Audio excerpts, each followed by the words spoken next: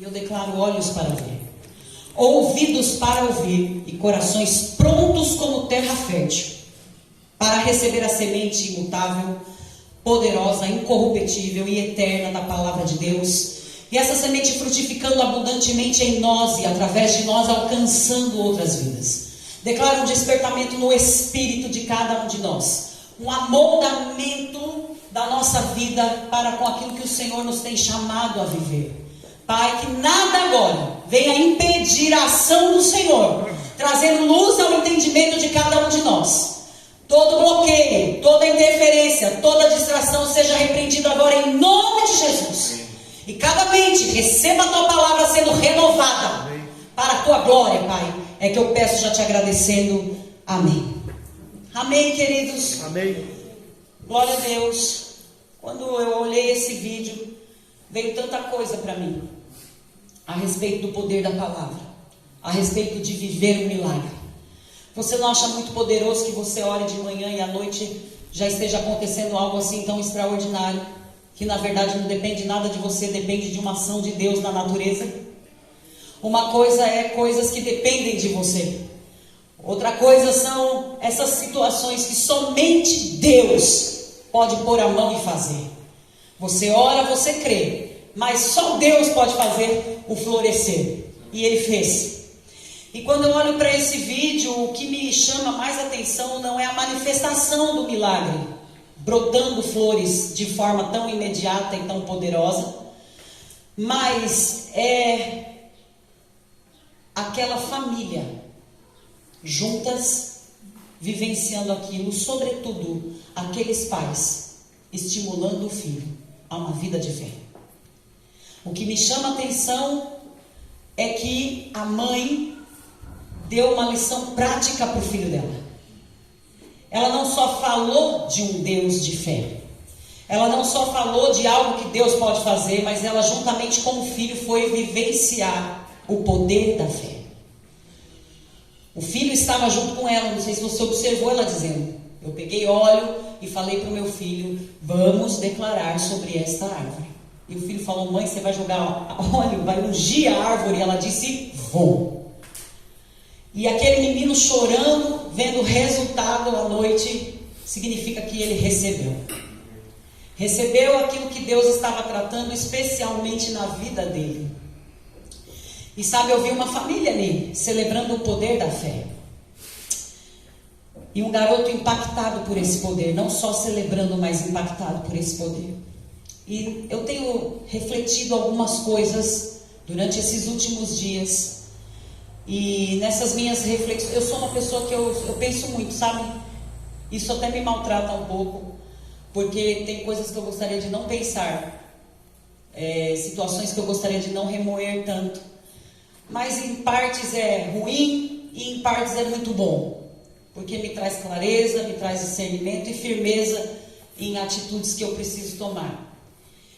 Mas às vezes é difícil, porque quando você tem os seus olhos iluminados, querido, nem sempre, num primeiro momento, não é algo muito gostoso. Eu não sei se você já ficou com o seu quarto fechado, no escurinho, para dormir gostosinho, e chega de manhã, sua mãe está com raiva e quer que você acorde, ela abre aquela janela, e aquela luz entra naquele lugar tão escurinho e o seu olho dói. Alguém já viveu essa experiência?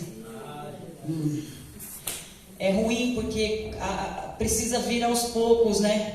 Quando vem assim, pá, de uma vez, o olho da gente dói, a gente tende a fechar de novo, põe a coberta em cima para tentar se adaptar um pouco antes de abrir os olhos completamente. Tem um tempo de adaptação.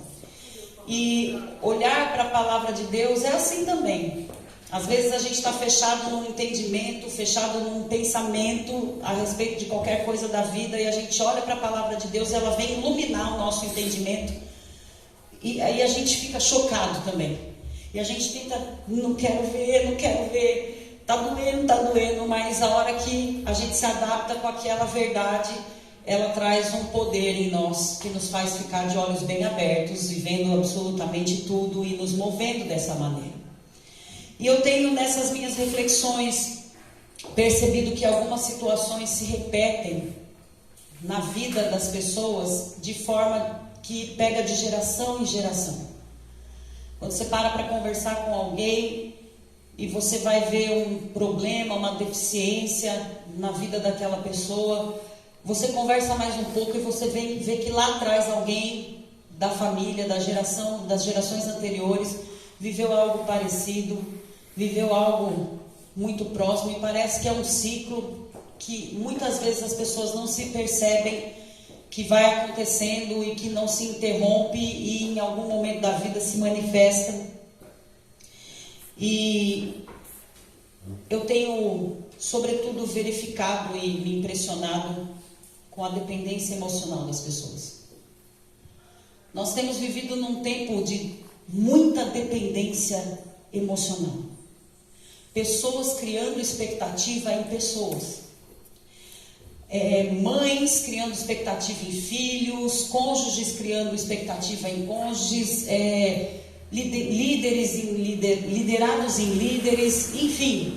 E cria-se uma dependência emocional, e eu tenho pensado muito sobre isso, sobre essa dependência emocional, que é um problema às vezes que é seu, mas passa a ser um problema da outra pessoa também, porque você cria expectativa nela, ela automaticamente cria expectativa em alguém, e fica esse ciclo que não se encerra, enquanto que a Bíblia sempre vai nos orientar a colocar a nossa expectativa sempre em Deus.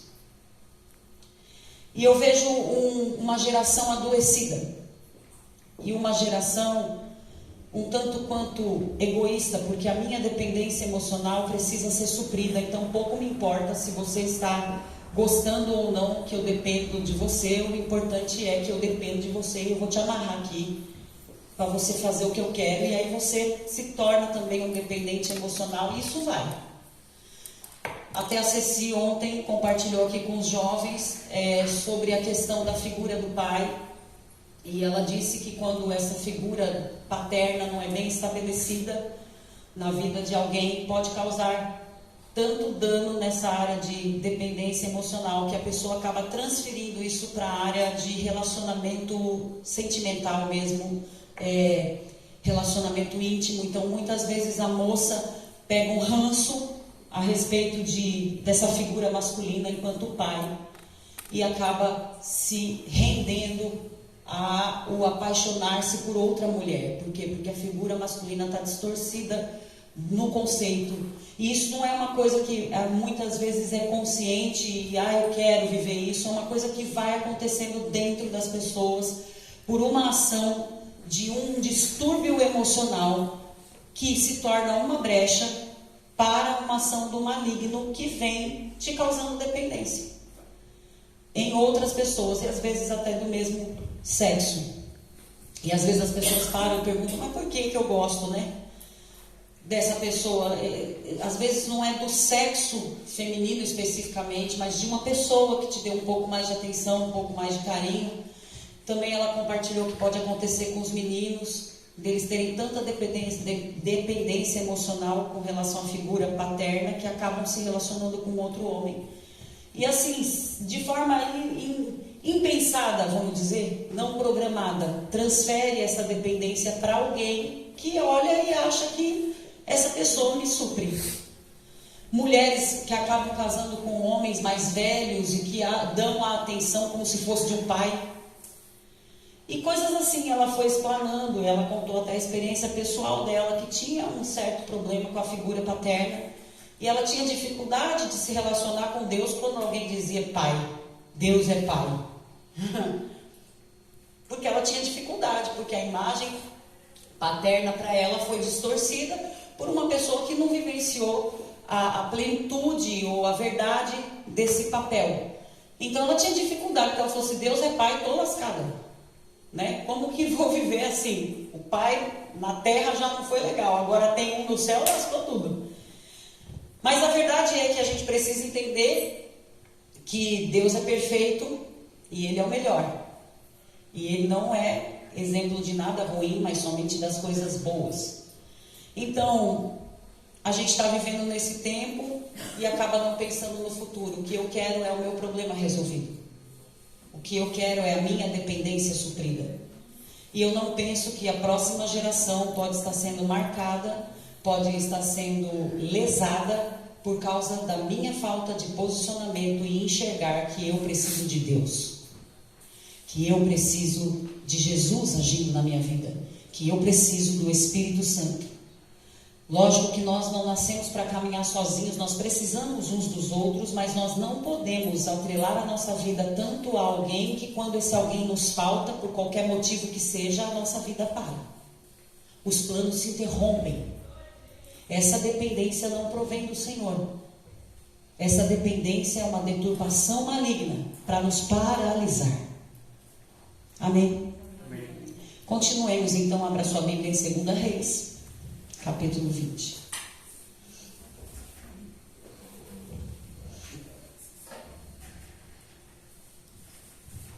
Se eu pudesse dar um título a essa ministração, o título seria: a oração muda as circunstâncias, contudo a conduta transforma gerações.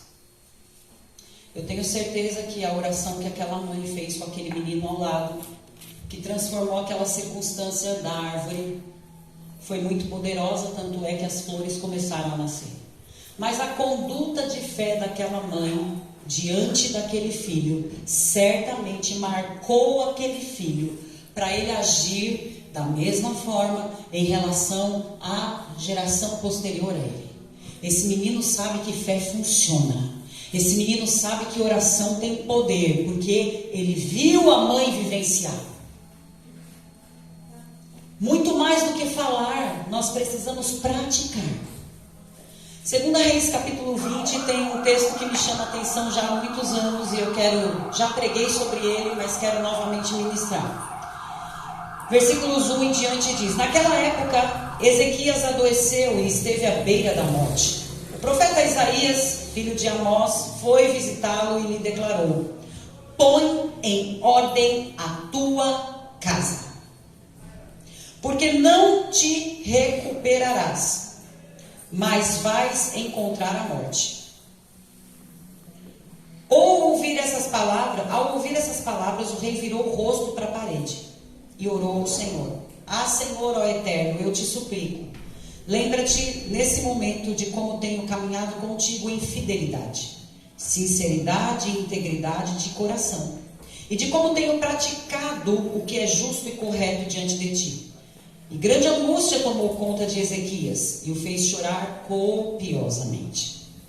Contudo, antes que o profeta Isaías se retirasse da cidade, quando atravessava o pátio intermediário, eis que lhe sobreveio a palavra do Senhor, dizendo: volta e declara a Ezequias, príncipe do meu povo, assim diz o Senhor, Deus de teu pai Davi, ouvi a tua oração, as tuas súplicas, e vi as tuas lágrimas. Eu te curarei. Depois de 3 dias subirá à casa do Senhor e acrescentarei 15 anos à tua vida na terra. E livrarei a ti e a esta cidade toda das mãos do rei da Assíria. Protegerei esta cidade por amor à minha própria pessoa e por amor do meu servo Davi. E disse mais Isaías ao rei: tomai uma pasta de figos e põe sobre a úlcera. E em seguida um emplasto foi aplicado às feridas, e ele ficou curado. Quando Isaías entregou essa mensagem a Ezequias, este lhe indagou: qual é o sinal? Qual é o sinal que o Senhor me curará e que depois de 3 dias conseguirei subir ao templo do Senhor? Ao que prontamente lhe asseverou Isaías: este, pois, será o sinal do Senhor, de que cumprirá o que prometeu. Queres que a sombra se adiante ou regrida 10 graus na escadaria? Então Ezequias ponderou: é fácil que a sombra venha adiantar 10 graus. Não seja assim, pelo contrário, prefiro ver a sombra retornar ou regredir 10 graus de sua posição. Em seguida, o profeta Isaías invocou o nome do Senhor e clamou ao Senhor, que imediatamente fez a sombra recuar 10 graus, que havia avançado no relógio de sol de Acaz. Até aqui. Audacioso o rapaz, né? No mínimo audacioso. Mas o que eu vejo aqui é uma pessoa que está precisando de uma intervenção divina, mas não é qualquer pessoa. E já vimos muitas explanações sobre esse texto, principalmente dessa frase que salta: põe a tua casa em ordem. E quando a gente olha para a vida de Ezequias, que recebeu essa ordem, a gente sabe que o Ezequias era um rei, e por ser um rei, ele morava num palácio, e tendo um palácio, ele tinha empregados que prestavam serviços de organização dentro do palácio. Então, numa questão natural da casa, estava tudo em paz, porque os empregados estavam organizando, tudo estava em ordem dentro do palácio, sim ou não? Sim. Então Deus não estava dizendo para ele pôr o palácio em ordem, né? Não estava dizendo para ele arrumar as coisas que estavam fora do lugar dentro do palácio, já tinham pessoas que faziam isso. Amém, queridos? Amém. Também não estava falando da vida espiritual de Ezequias, porque ele era um homem temente a Deus. Ele tinha uma vida dedicada ao Senhor, tanto é que na oração dele ele diz isso. Quando ele recebe a notícia de morte, ele fala: mas Senhor, eu sou fiel ao Senhor, eu sou íntegro ao Senhor. Então ele fala, né, da vida de intimidade, do relacionamento que ele tem com Deus. Quem é doido de fazer um troço desse se não está em ordem? Né? Então ele estava falando: está tudo em ordem na minha vida espiritual, o Senhor sabe disso, eu levo a sério o Senhor, eu levo a sério as coisas com o Senhor. Então também não se tratava da questão da vida espiritual, ele tinha uma vida dedicada a Deus, tanto é que ele pede um sinal a respeito daquilo que Deus está dizendo: ok, então vou atender, vou te acrescentar 15 anos. E ele fala: eu preciso de um sinal para saber que vai ser desse jeito aí que está falando. E Deus dá. Você acha que Deus vai falar com alguém, responder a alguém que não está nem aí, que está levando a vida de qualquer jeito? Já está falando que vai matar mesmo, vai morrer? Então não precisava nem continuar esse assunto. Mas Deus deu atenção, porque de fato ele tinha uma vida com Deus. Deu atenção e deu um sinal. O que é mais fácil, adiantar o tempo ou regredir o tempo? Para mim nada é fácil, gente. Nem adiantar, nem regredir. Mas ele audaciosamente disse: regride aí, porque adiantar é fácil. Não é. Você consegue adiantar o relógio agora para você sair daqui já? Quero que essa pregação acabe agora. Pá, 11 horas, pastora, acabou. Não conseguimos. Então não é fácil não, né? Nem tão pouco voltar para as 9, porque eu quero falar bastante. Não dá. Então não tem nada fácil. Ezequias também não tinha nenhuma deficiência no quesito de serviço ao Senhor. Ele foi responsável pelo grande avivamento da geração dele. Então ele era uma pessoa que servia. Ele não só temia, não só se relacionava com Deus, mas ele trabalhava para Deus. Ele oferecia serviço a Deus para tocar a geração dele, para tocar o povo dele com aquilo que Deus tinha. Então essa expressão de pôr a casa em ordem está querendo dizer o quê? Família, queridos. Põe a tua família em ordem. Porque tudo que era para fora, pode perceber que estava em ordem, estava ok. Mas Deus estava falando especificamente da família. E sabe, queridos, todos os dias eu participo de situações onde as pessoas estão perdendo entes queridos. E todos vocês agora, bem recentemente, por conta do Covid, vivenciaram isso. Muitas notícias, até muito constantes, muito além do que a gente gostaria, a gente foi recebendo: fulano morreu, ciclano morreu. E, queridos, a gente percebe a dificuldade, mesmo que a pessoa esteja doente. Você receber a notícia de que ela foi a óbito não é fácil. É? Não é. Inesperadamente, por causa de um acidente, de uma situação que não se espera, é ruim. Mas mesmo quando a pessoa está passando por um processo que você vê que a cura não chega, também é ruim. Também a gente não fica preparado. Eu estou preparado para o telefone tocar e a morte chegar. Não temos isso. E Ezequias recebe uma notícia falando do quê? Da morte dele. Não é de ninguém. O profeta não foi lá falar para ele que alguém ia morrer. O profeta foi lá para ele dizer: acabou seu tempo. Já pensou? Você já imaginou isso? Deus chegar diante de você hoje e falar: ô campeão, ô campeã, Finish. Acabou. Seu tempo já era. O que você ia fazer, hein? Virar e chorar só? Ou ia virar, chorar e orar? Como Ezequias fez, né? Então, o fato é que a gente nunca está pronto, queridos. Você sabe quantos anos Ezequias tinha aqui quando ele recebeu essa notícia? Se você olhar lá em 2 Reis, capítulo 18, versículo 2, vai dizer que ele tinha 25 anos de idade quando ele começou a reinar. E aí ele governou por 29 anos em Jerusalém.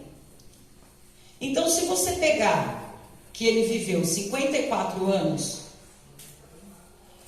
e aí foi acrescentado 15, você pega 54, tira 15, nessa situação ele tinha 39 anos. Com 39 anos de idade, ele recebe a notícia que acabou. E todos que estamos aqui mais maduros, que já passamos aí dos 35, a gente descobre que o melhor da vida começou. Por quê? Porque maturidade chegou.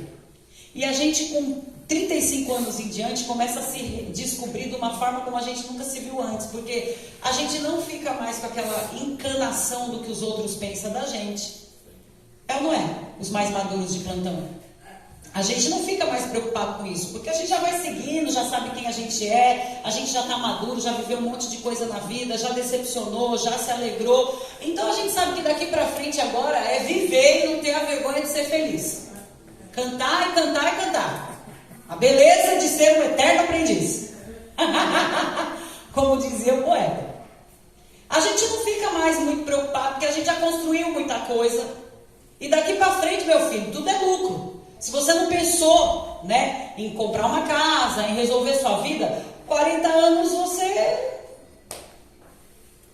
tem que se empenhar com um pouco mais de força, mas agora a maturidade chegou, então você já tem mais condições até disso. Você começa a guardar dinheiro, se tem filhos, eles já estão maiores.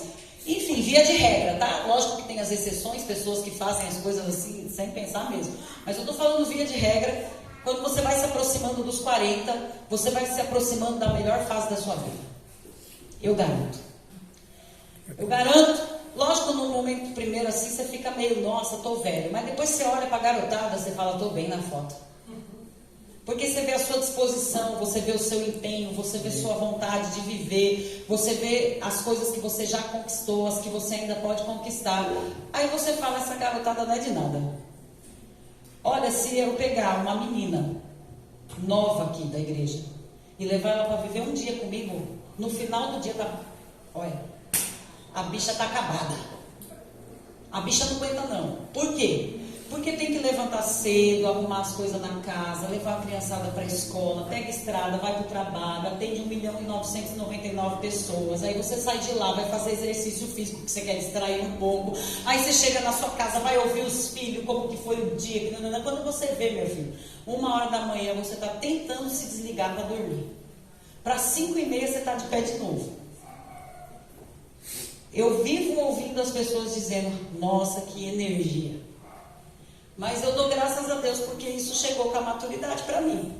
Porque eu olho para o tempo e eu falo, eu preciso ganhar tempo. Então, sexta-feira, por exemplo, eu cheguei na minha casa e fui limpar a minha casa, depois de um dia de trabalho. Por quê? Porque eu sabia que no sábado eu tinha muita coisa para fazer, sabia que hoje eu vinha aqui ministrar a vocês, então eu falei, eu vou resolver o problema na sexta-noite, que aí no domingo à tarde eu posso descansar um pouco. Se não era agora à tarde que eu ia ter que fazer. Compreende? Você administra melhor o seu tempo, você administra melhor a sua vida, porque maturidade chegou. Agora quando você é nova, você pensa o quê? Eu vou dormir, a louça eu lavo depois, a casa eu arrumo depois, eu vou dormir, porque a vida se resume em dormir. Mas eu oro para que maturidade chegue para todos. Então Ezequias tinha aí 39 anos, e aí ele não se percebeu pronto para encerrar o ciclo, né? Ninguém sabe aqui quando vai chegar a sua vez, sabe? Sabe qual é o seu lugar na fila? O Valdemir costumava dizer sempre, minha vez está chegando. Minha vez, eu não sei como é que ele descobriu qual é a vez dele na fila, mas eu espero que eu esteja lá no último, no último da fila, como sempre foi na chamada, porque meu nome começa com V. Então na chamada eu era a última da lista sempre. Se for por ordem alfabética, Pastor. por ordem alfabética, tem gente que vai valeu Jesus. Acho que não é não, fica tranquilo. Deve ser outra ordem aí. Abra sua Bíblia, por favor, em 2 Reis, capítulo 18. Mas o fato é que havia uma ordem. Você vai partir, mas antes disso, põe a tua casa em ordem. Tá acabando, mas põe tua casa em ordem. Dá uma olhadinha, por favor, para quem está do seu lado e diga: põe tua casa em ordem. Não, ninguém vai morrer, calma. Não sou o profeta que está anunciando a sua hora, nem o seu momento na fila, nada disso. Mas, como a gente não sabe qual é a hora, é melhor pôr a casa em ordem agora. Não deixe para amanhã o que você pode e deve fazer hoje. Quanto mais você procrastinar, quanto mais você empurrar as coisas para frente, pior vai ficar. Porque uma coisa que vem junto com a idade também é desgaste e canseira. É verdade. Então, queridos... Porque, queridos, se hoje eu tenho esse pique, você imagina qual era o meu pique com 18 anos? Nossa. Porque, queridos, a vida é assim. Você vai chegando numa idade que você vai fazer as coisas, mas você vai fazer por esforço, por empenho, não por disposição, né? Porque você tem que fazer mesmo, você sabe que você tem que fazer. Mas aproveita, enquanto você é novo, aproveita para fazer com disposição. Uma coisa é você ter filho quando você tem 20 anos, outra coisa é você ter filho com 40. Nós fomos na casa de um casal esses dias aí, eu e a Ceci. Aquele casal deve ter o quê? Mais de 40 anos cada um. E a criança tem 3. A criança tem 3. Gente, a criança sobe nesse negócio aqui, ó, no encosto da cadeira. Eu quase que estava morrendo, e a criança, a mãe sentada e a criança subindo no encosto da cadeira. O espírito de Homem-Aranha pegou aquele menino. E ele subia nas coisas, ele subia no balcão da cozinha. Quando eu entrei na casa, ele pôs uma cadeira na porta e subiu nessa cadeira, no encosto da cadeira, para pegar uma chave que estava pendurada. E o casal? Só olhando, porque não tem disposição nem para correr. O menino corria e eles diziam: tá correndo o menino. O menino vai pra rua. Porque não é mais a mesma coisa. Agora, quando você tem 20 anos, a criança vai subir, você já cata a criança, você já pega a criança, você, né? Você tá lá envolvido com a criança. Mas, gente do céu. 2 Reis, capítulo. Por isso que Neto gosta de vô. Que é uma pamonha.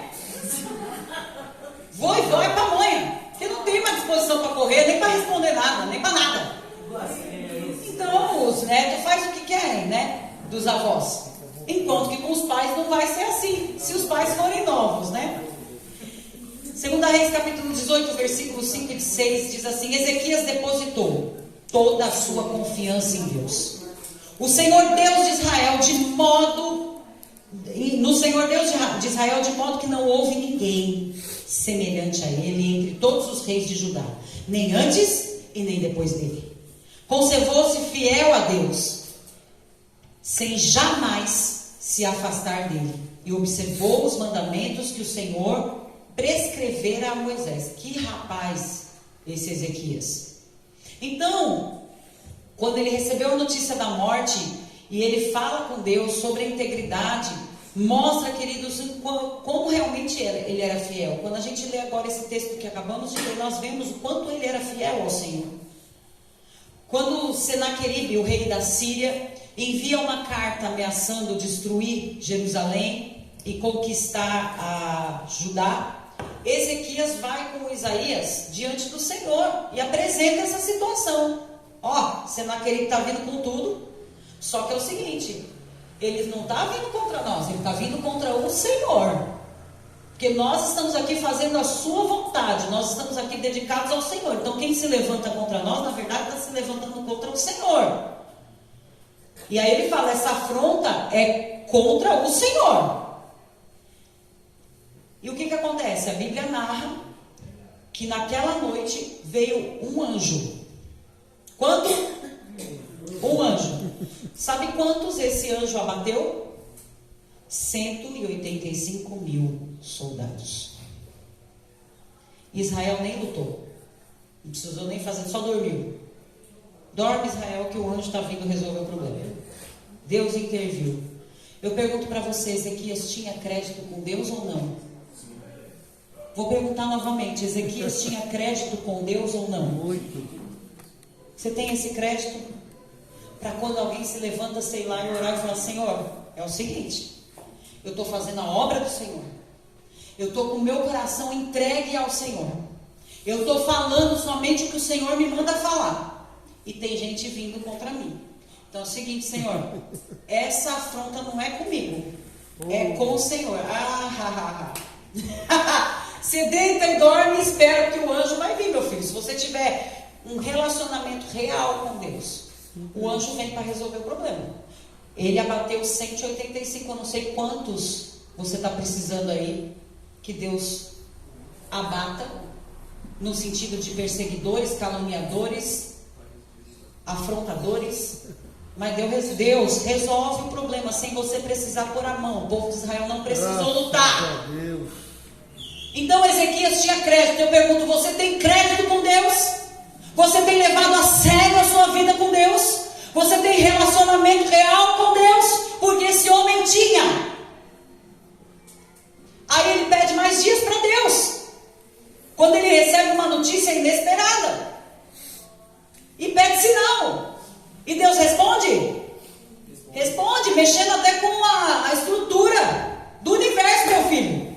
Porque para ir para frente ou para ir para trás, tem que mexer com tudo lá. Com o sol, com a lua. Oxi. Porque se o sol está indo para frente, você vai pôr ele para trás, você tem que mexer. Para a sombra mudar, tem que mexer no sol, meu povo. Ou no próprio universo, eu nem sei. Quem é que roda? Se é o sol, se é a lua, se é a terra. Eu sei que alguém vai ter que ficar parado. Deus mexe com a estrutura do universo. Olha para quem está do seu lado, por favor, e diga, você é queridinho de Deus. Se você for obediente, Ele mexe com a estrutura do universo por sua causa. Ah, gente, você é poderoso demais pra você ficar com essa cara de bobo. Faz uma para Deus ver, como diz o Samuel. Dá um glória aí, meu filho. Você recebe a notícia que Deus é capaz de mexer com o universo por sua causa e fica assim. Você está merecendo, não. Deus não mexa nada, nem o dedo.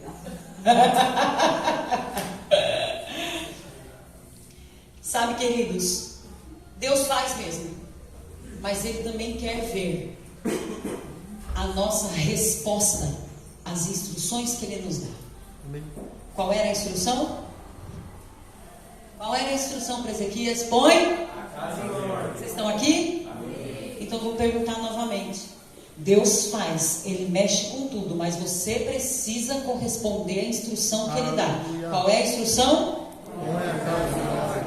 Isso, mas não é nesse desânimo não, que você não vai conseguir pôr nada em ordem. Desse jeito você vai chegar e dormir depois do culto. Deus estava falando de um legado familiar, do qual nós vamos deixar. Então quando Ezequias ora, e aí ele recebe o que ele pede, Deus está dando uma direção, vou te dar 15 anos, mas para que Deus ia dar mais 15 anos para ele? Qual era o propósito de acrescentar esses 15 anos? Pôr a casa em ordem, gente.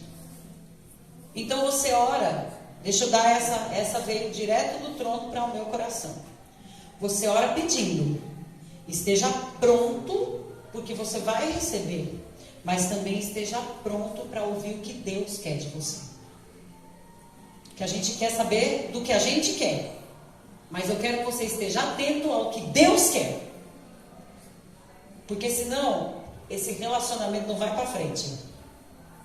Porque você não ora para mudar o coração de Deus. A situação aqui não foi mudar o coração de Deus a respeito daquilo, era mudar o coração de Ezequias a respeito de uma situação que ele estava cego, ele estava ignorante. 2 Crônicas, capítulo 32. Ezequias recebeu o que ele pediu para Deus, os 15 anos, sim ou não? Sim. E ele fez o que Deus pediu para ele? Ele pôs a casa dele em ordem, queridos. 2 Crônicas, capítulo 32, versículos 25 em diante. Todavia, Ezequias deixou-se dominar pelo orgulho e não correspondeu à misericórdia com o que foi agraciado. Por esse motivo, a ira do Senhor se acendeu e veio como juízo sobre ele, e igualmente sobre todo Judá e Jerusalém.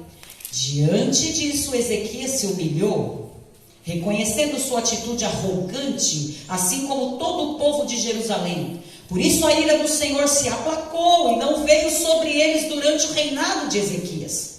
Teve Ezequias muitas riquezas e glória em abundância.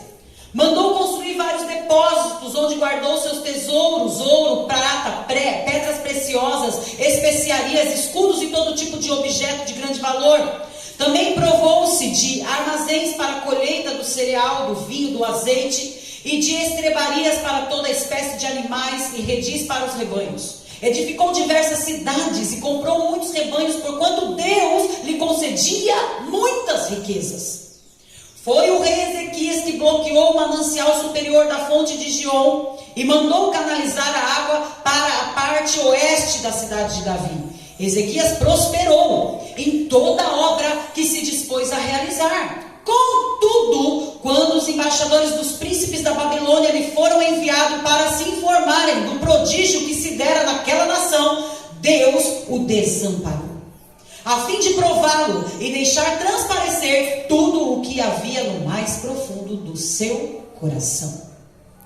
Todas as realizações do rei Ezequias, inclusive seus atos de zelo e dedicação a Deus, estão escritos na visão do profeta Isaías, filho de Amós, e na história dos reis de Judá e de Israel. Ezequias repousou com seus antepassados, ou seja, morreu, e foi sepultado na colina onde estão os túmulos dos grandes reis, descendentes de Davi.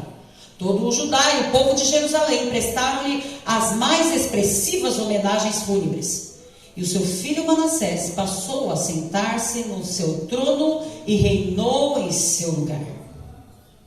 Ezequias não obedeceu, queridos, o comando de Deus, mas Deus cumpriu a parte dele.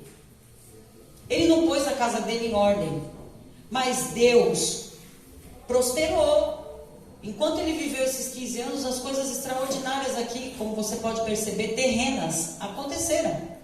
Houve prosperidade, houve sucesso, houve reconhecimento. Mas Deus não estava satisfeito com aquilo, porque ele tinha dado uma ordem, e essa ordem não foi cumprida. E aí, a geração dele viveu um superavivamento. Mas a geração de Manassés, que foi quem veio depois dele, foi a geração que teve o mais alto nível de apostasia. Jeremias capítulo 15, versículo 4. A falta de obediência de Ezequias trouxe terror, trouxe dano, trouxe destruição para gerações posteriores. Jeremias 15, versículo 4 vai dizer: farei com que seja um motivo de horror diante de todos os reinos da terra, por causa de Manassés, filho de Ezequias, rei de Judá, por tudo quanto fez em Jerusalém. Gente, os atos de uma pessoa traz o juízo de Deus sobre toda uma nação. Ei, campeão, ei, lindona, dá para você parar e pensar que Deus te chamou para algo muito mais grandioso do que o que os teus olhos estão conseguindo ver, do que o que a tua mente conseguiu perceber? Dá para parar de agir que nem criança mimada e ficar batendo o pezinho, dizendo o que você quer, a hora que você quer, no momento que você quer? Dá para parar de ficar com dependência emocional e prestar atenção que você precisa ser dependente de Deus, guiado por Deus, inspirado por Deus? Há uma obra a ser feita e não há tempo para retrocesso, não há tempo para esmorecimento. A obra precisa ser feita, é chegada a hora.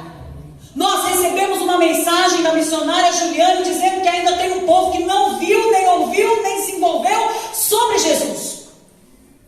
Como eles vão receber se não há quem pregue? Se a disposição de nós que estamos aqui é só em resolver o nosso problema, é só em saciar a nossa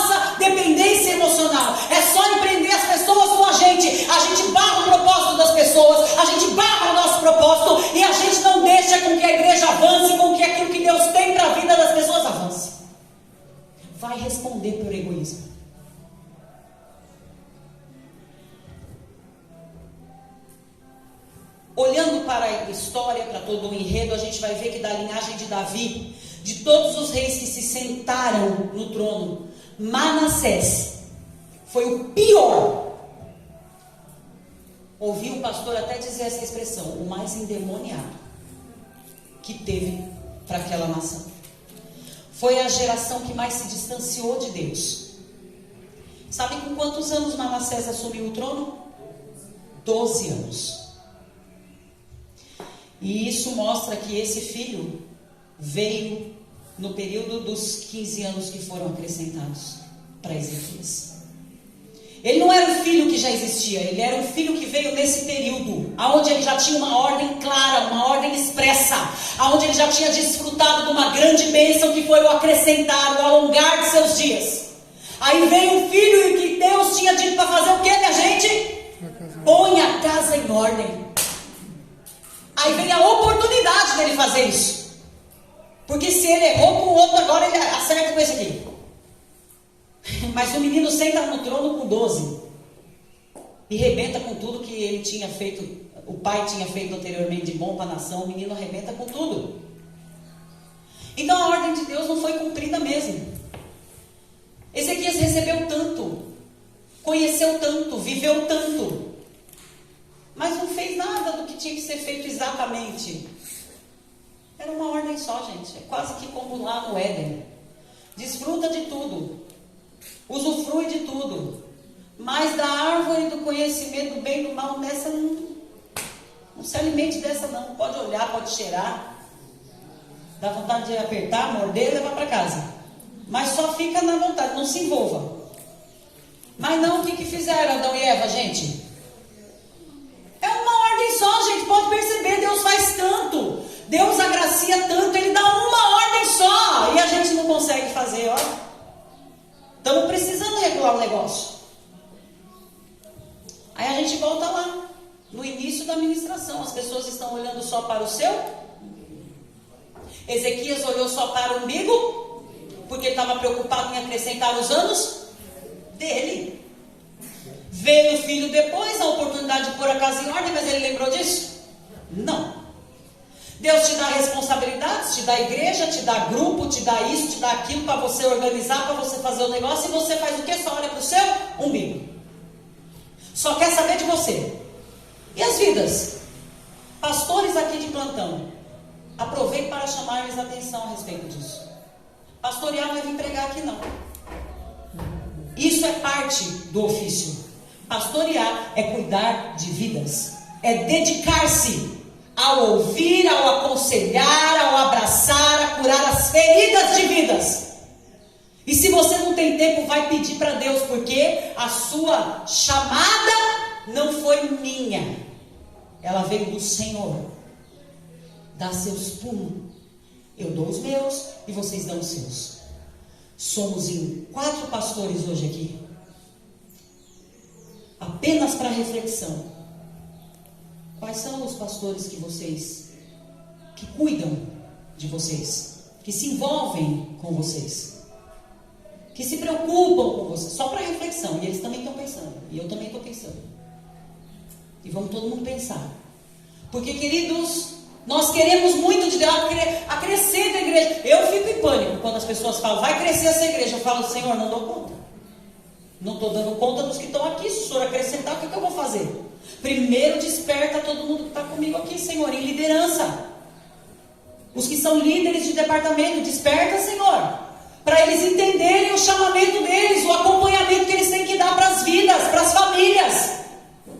Porque eu não dou conta, o Senhor sabe que não dá. E não dou mesmo. E um monte de gente vai embora que não consegue nem falar comigo. Teve uma família que saiu da igreja porque eu não conseguia cumprimentar eles no final do culto. Porque eu não conseguia orar por eles no final deles. Tinham que pegar a oração de todos os pastores. E a minha eles não conseguiam, então eles foram embora. Existe isso, gente.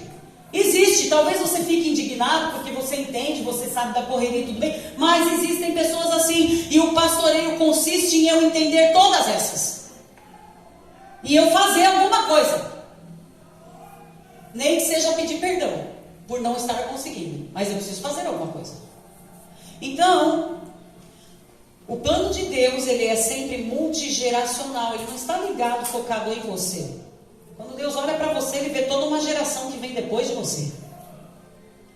Quando Deus olhou para mim, ele viu toda uma geração, mas não só dos meus filhos, mas também de uma liderança. Porque se ele me deu capacitação de ser líder, ele me deu capacitação de gerar líderes. Ovelha gera ovelha, pastor gera pastor. Cada um vai gerar na sua espécie. Então eu tenho essa obrigação, essa missão diante do Senhor. Sabendo que o que eu estou fazendo é muito mais do que o que eu estou fazendo. Eu estou agindo pró ou contra os que vêm depois de mim. Pode observar, quando você olha para a Bíblia, toda vez que Deus fala com alguém, Ele fala a você e as suas gerações, posteridades.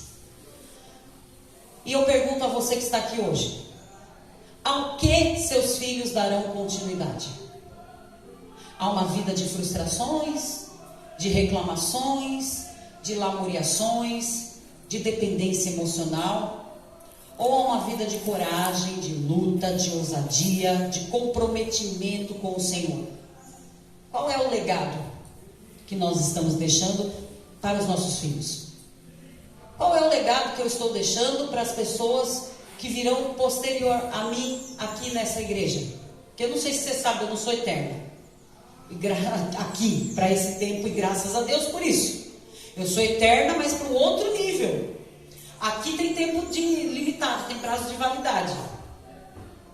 Então, queridos, em algum momento pode vir outra pessoa aqui para assumir, porque eu posso não estar mais, porque vou para a glória. E aí, qual é o legado que eu deixei? Qual é o legado que você está deixando para os que vêm depois de você? Pode observar que aquela mulher que é frustrada, que é, ó vida, ó céu, vá conversar com os filhos, é a mesma coisa, ó vida, ó céu.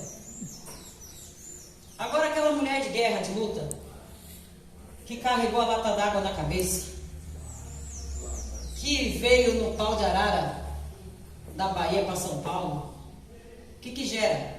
Um monte de cabra macho, inclusive eu. Paraíba masculina, mulher macho, sim senhor. Ela não veio da Paraíba, ela veio da Bahia, mas veio cheia de garra, veio, e é assim, e vai gerar isso, porque minha mãe é uma pessoa firme, ela me fez firme, meus irmãos, e assim vai. Você gera aquilo que você é. 2 Reis, capítulo 20, versículos 12 ao 19 diz: Naquele tempo, Merodach-Baladã, filho de Baladã, rei da Babilônia, enviou cartas de um presente a Ezequias, pois ficou sabendo que Ezequias havia estado doente e se recuperou. Ezequias deu audiência aos mensageiros e apresentou-lhes todo o palácio do seu tesouro, a prata, o ouro, as especiarias, os melhores óleos do seu depósito de armas e tudo quanto havia nos seus muitos armazéns. Não houve nada no seu palácio ou em todo o seu reino que Ezequias não lhes mostrasse com alegria. Então o profeta Isaías foi ter com o rei Ezequias e indagou-lhe: que desejavam aqueles homens? E de onde veio tal comitiva para te visitar? Ezequias respondeu: vieram de um país longínquo, da Babilônia. E Isaías seguiu interrogando: e o que é que observaram no teu palácio? Ao que Ezequias esclareceu: ora, viram tudo o que há no meu palácio. Nada há nos meus armazéns que eu não lhes tenha mostrado. Só uma coisa, só para parar aqui. Ô gente do céu, já viu quando você vai na casa e a pessoa mostra toda a casa dela? Quem tem esse hábito? Não fala.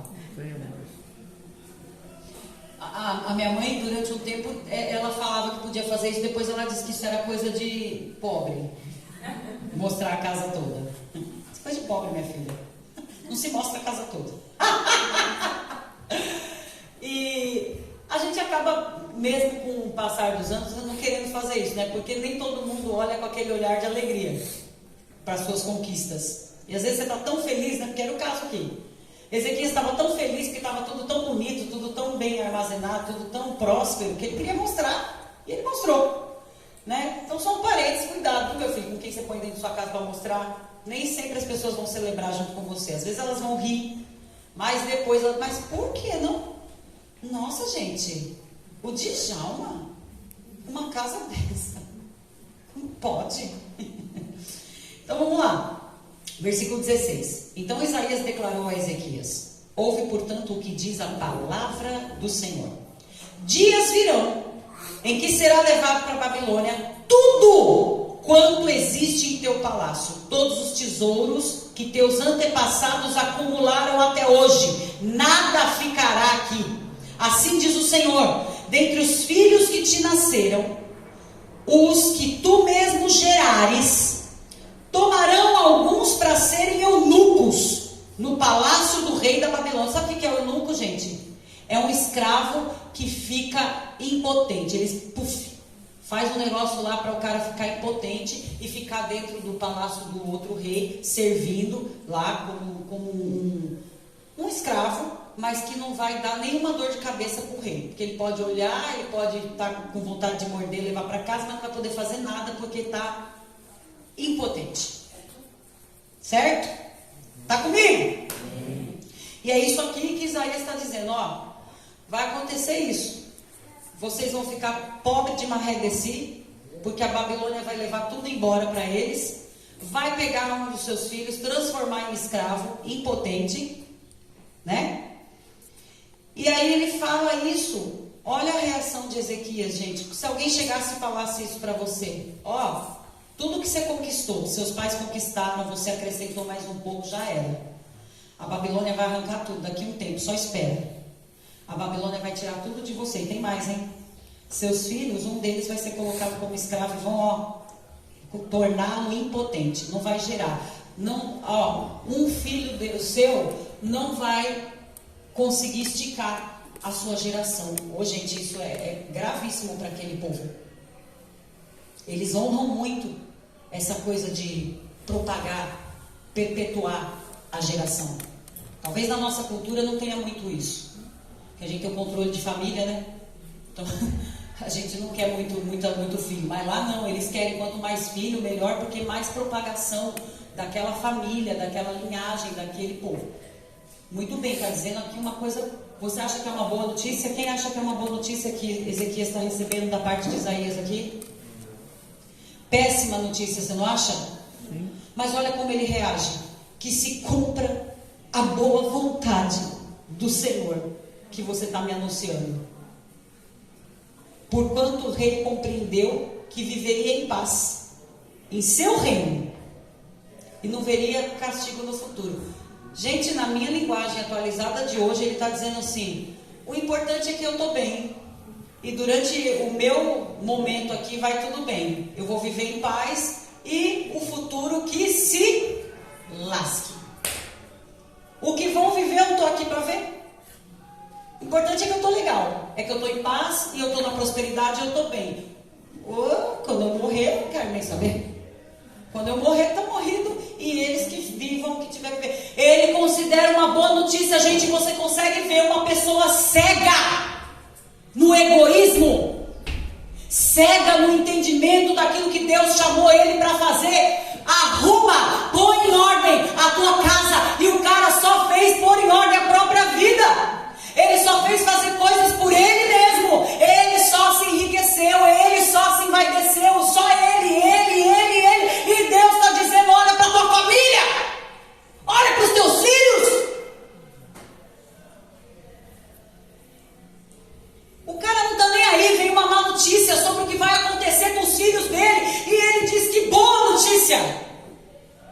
Presta atenção.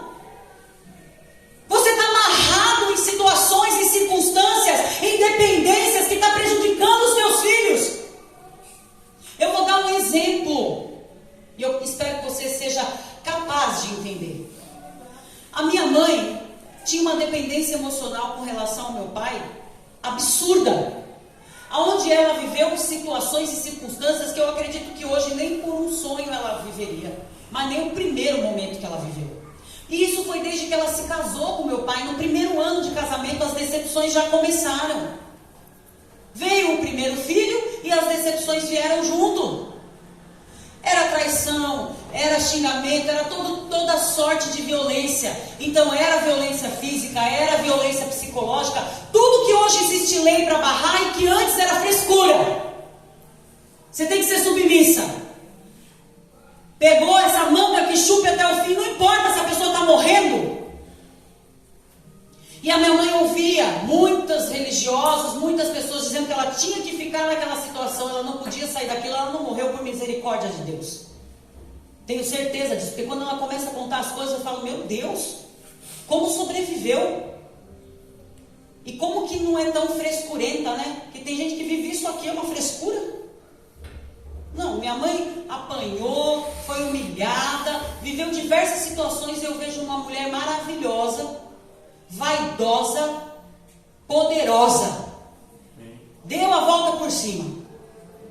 Sabe, queridos, se subjugou a uma situação por dependência emocional. Mas o dia que os olhos do entendimento se abriram, ela falou, não, eu preciso é de Jesus. Eu preciso é do meu Deus. Gente, que bom que ela só depende de Jesus hoje. Porque se ela tivesse naquela dependência emocional, ela não tinha nada do que ela tem hoje. Estou mentindo, mãe? Mas precisa se abrir para enxergar isso. Eu não estou dizendo, olha, separe. Não, foram 22 anos, mas sofrendo nessa amargura, nessa tristeza de vida. Eu estou te dando um cenário trágico. Eu estou te dando um cenário horrível. Certo? Que a lei está a favor e até a Bíblia. De que a pessoa tome uma decisão para se libertar. Então entenda bem, não é para você não sair daqui já dizendo para o seu marido, você não lavou a louça, então eu vou me divorciar de você. Estou falando isso não. Você não põe em ordem a casa. Sai daqui dizendo, você não põe em ordem a casa, então me ajuda a arrumar. Né? Não é isso que eu estou dizendo. Mas eu estou dizendo que muitas vezes a dependência emocional causa um dano tão grande que eu tenho certeza que se a revelação da palavra que minha mãe tem hoje tivesse chegado lá atrás, nesse período dos 22 anos que ela viveu sob pressão, sob humilhação, irmãos, ela não tinha vivido isso não. Ela tinha se posicionado de tu sai arreda-te de mim, Satanás. Ia viver o que ela está vivendo hoje. Então, o egoísmo é tão grande muitas vezes que a pessoa considera perder tudo em prol de alguém muito bom.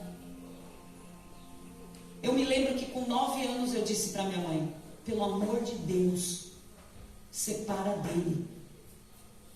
Mas você e seu irmão são pequenos. Sempre tinha uma desculpa. Você e seu irmão são pequenos. Como que eu vou... Mãe, pelo amor de Deus, separa dele. Os filhos estão percebendo, estão envolvidos na sua dependência emocional. Às vezes você quer suprir sua dependência emocional com estudo. Estuda. E não percebe que você tem filhos que precisam da sua atenção, que precisam do seu cuidado. Percebe?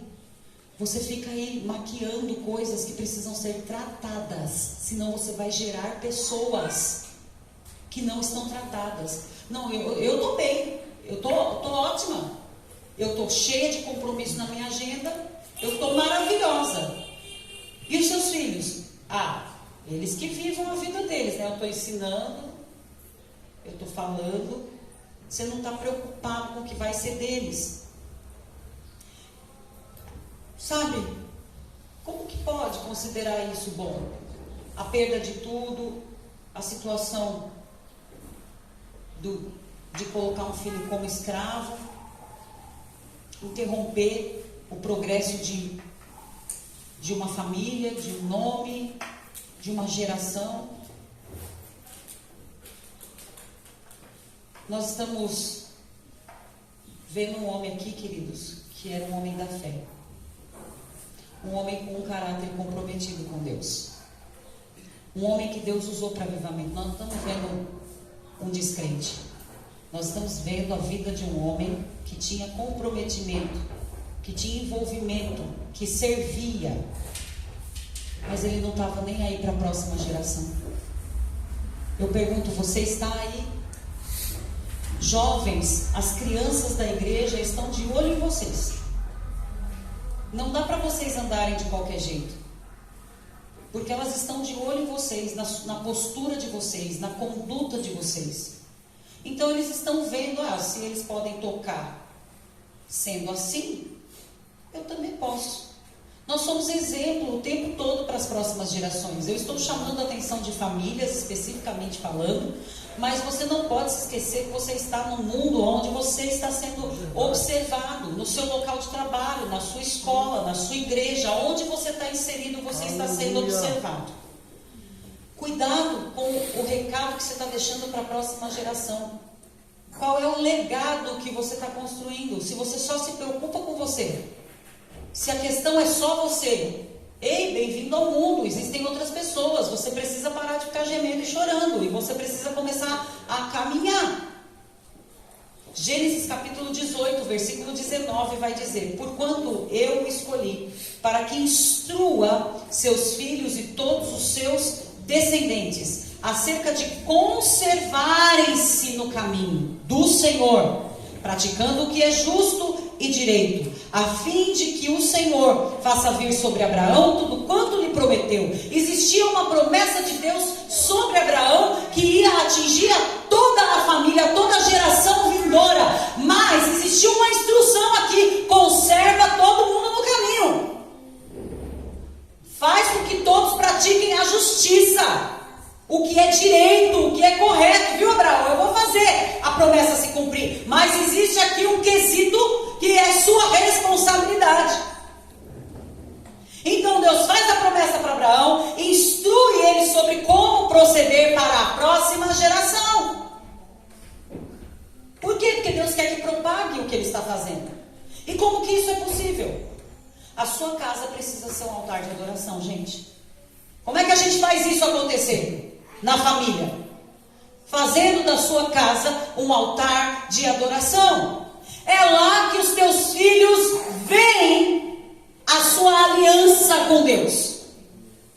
É lá que os teus filhos estão vendo o seu comprometimento com Deus.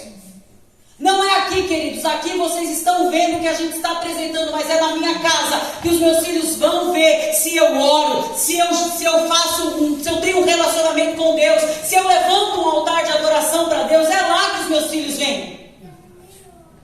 Então, quando você olha filhos muito abençoados e entregues ao Senhor, que agora você pode saber que a casa dessa pessoa é um altar de adoração. A gente está cuidando das coisas externas, mas e lá? Como que as coisas estão caminhando?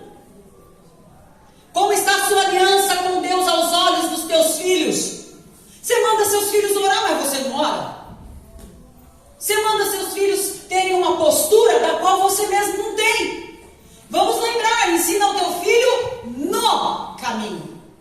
Não é o caminho. Mas agora ele já tem idade para discernir. Agora meus filhos já têm idade e pode ir. Para com isso enquanto estiver debaixo do seu teto. Está debaixo da sua autoridade. Enquanto está debaixo do seu teto, está debaixo da aliança que você tem com Deus. Quando eles saem para constituir uma nova família, aí sim eles passam a ser responsáveis pela próxima geração. Mas enquanto estão debaixo do seu teto, eles precisam ver o que acontece lá com relação à sua aliança com Deus. Não adianta você servir, não adianta você falar bonito, não adianta nada disso. O que adianta é você estar lá com os teus filhos orando, é você estar lá com os teus filhos adorando ao Senhor, é quando o chicote estiver estralando, você dizer para os teus filhos: tenham calma. Deus está no controle, Ele nunca perdeu o controle, Ele vai agir. É os teus filhos ver você chorando e perguntar: está tudo bem? Quantas vezes aconteceu isso com os meus? Está tudo bem, mãe? Não está, mas vai ficar. Sim ou não, filho? Não está, mas vai ficar. Eu não preciso despejar nos meus filhos os lixos que muitas vezes vêm para mim. Mas eu preciso fazer com que eles entendam: Deus não perdeu o controle. Nós continuamos sendo uma família bendita no Senhor. Nós continuamos o propósito que Deus nos escolheu para viver. Não importa o quanto as coisas se afunilam, o quanto o chicote estrala, nós vamos servir a Deus. Nós vamos orar junto. Nós vamos ver a glória de Deus resplandecer sobre a nossa casa. Não importa qual é o modelo da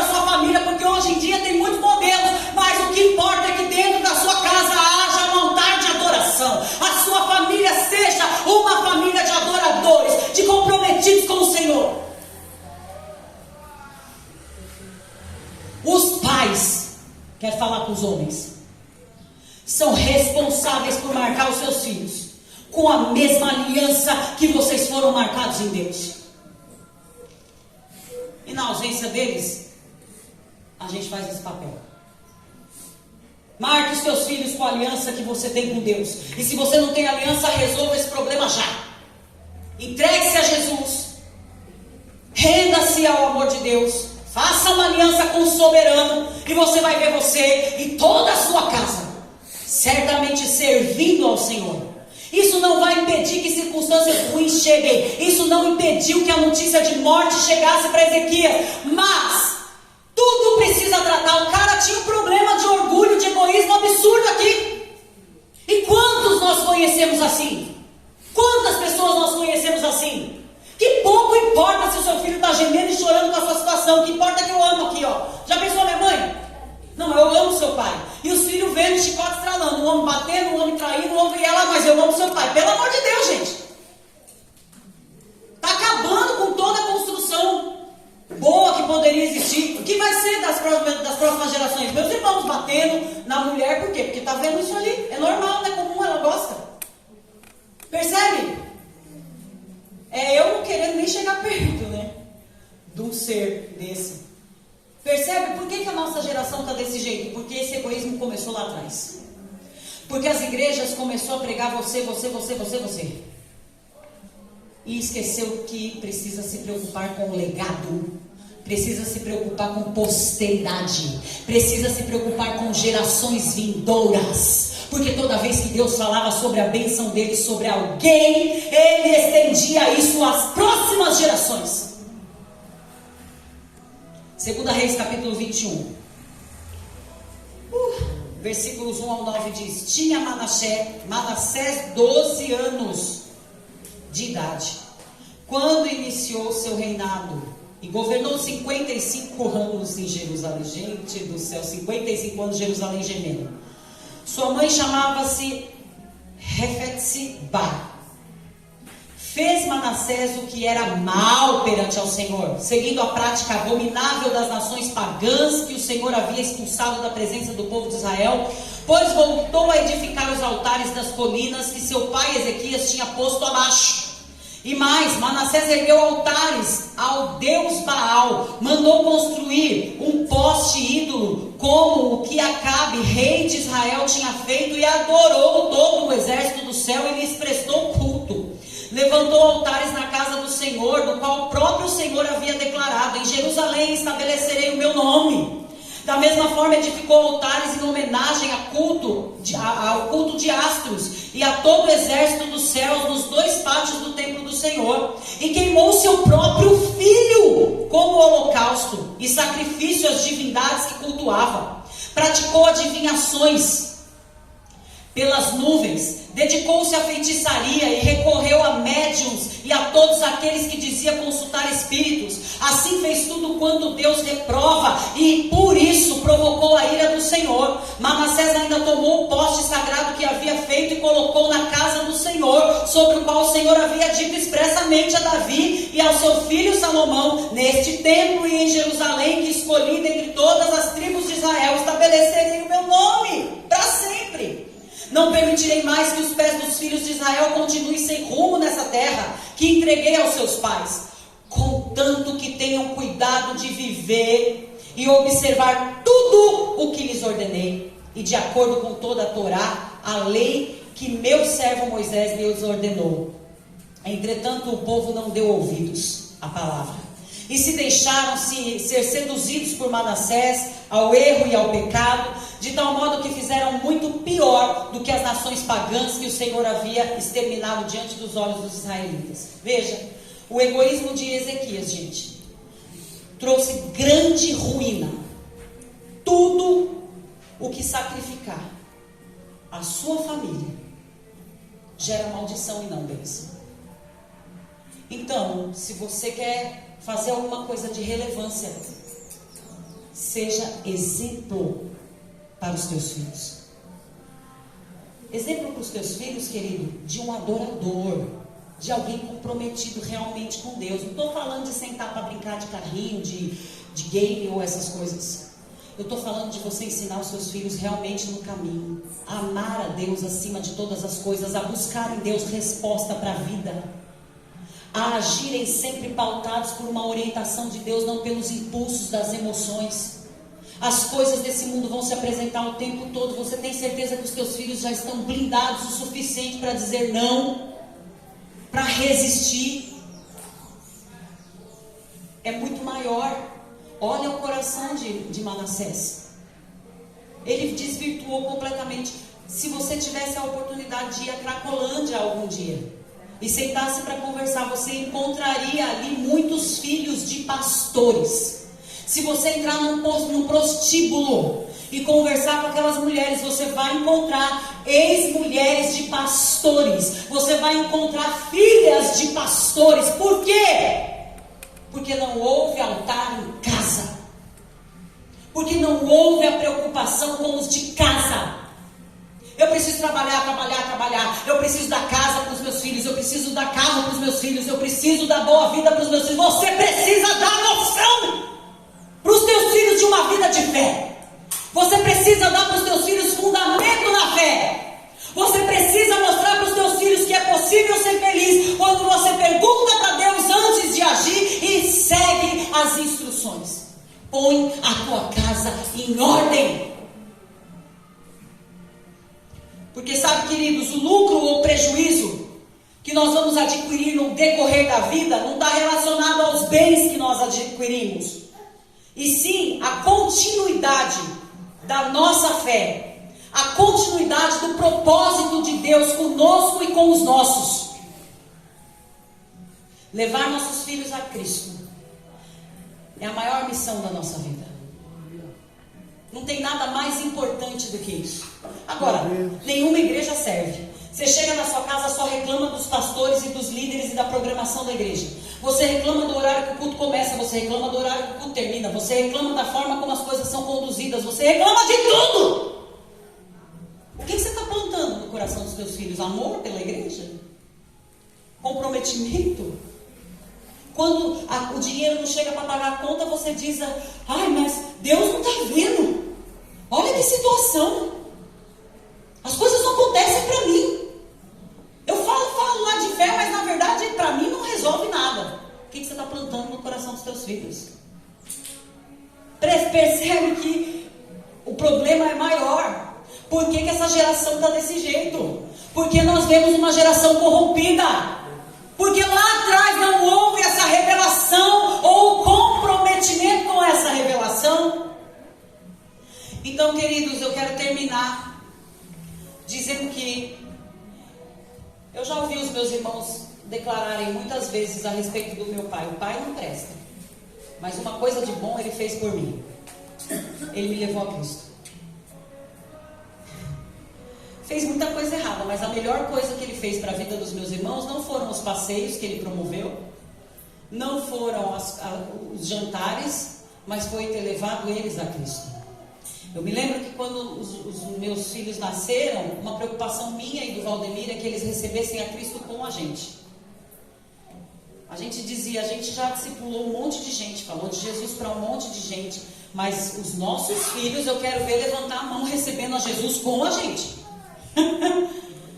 A gente queria muito isso, né? Eu lembro até hoje o dia que o Samuel recebeu Jesus como o único e suficiente salvador da vida dele. Lógico que depois ele repetiu isso na igreja, porque acho que, né, a gente quer fazer para todo mundo ver.